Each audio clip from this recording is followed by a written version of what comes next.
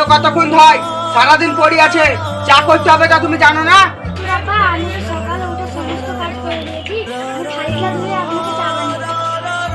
একটুকুন জন্য না দেরি হয়, বসতে বসতে যেন চা চলে আসে।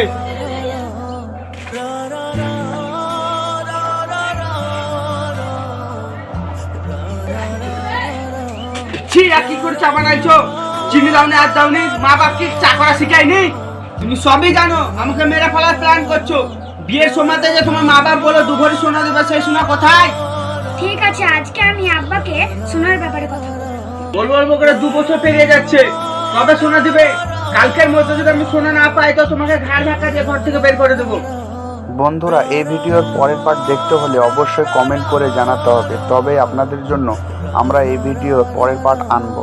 আর এই ভিডিওগুলো আমরা খুব কষ্ট করে বানিয়ে থাকি, তাই লাইক ফলো অবশ্যই করে দেবেন।